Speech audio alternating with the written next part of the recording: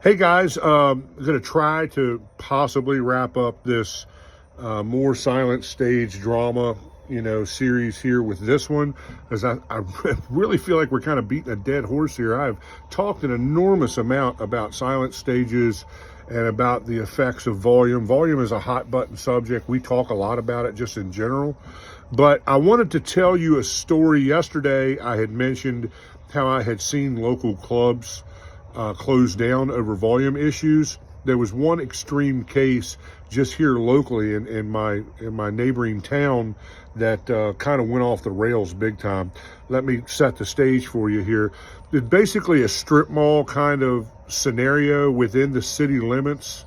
And a nightclub moved into like a corner unit. They probably took up 2 or 3 units. It was a pretty big nightclub. My band used to play there, my classic rock band, years ago. This goes back probably at least 10 years.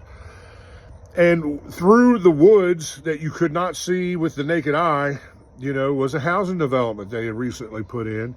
And apparently the house that was closest to the back side of that strip mall was a city council member. And he had a serious problem with the volume at the club. Now, he was probably from the door of the club to his place, I'm going to say was about 75, 100 yards, but there was a line of trees between that. And I mean, maybe in the wintertime when the leaves were off the trees, you could see his house. But other than that, you couldn't normally see his house. But it got to a point where the police were there every weekend. And then it finally escalated to a point to where they literally arrested the bar owner. The bar owner was there one night. I happened to have been there the weekend before this all went down. And yet the local PD showed up, man, and they cuffed and stuffed the bar owner, man. They locked up the bar owner. The bar owner got a lawyer about the whole thing and tried to fight it, lost. At that stage of the game, it kind of turned into a good old boy political game with the city government because this guy was part of city council. It was a mess, man. It was an absolute mess. And it took a venue that our area really legitimately needed. It was an A-rated room. It was a lot of fun to play.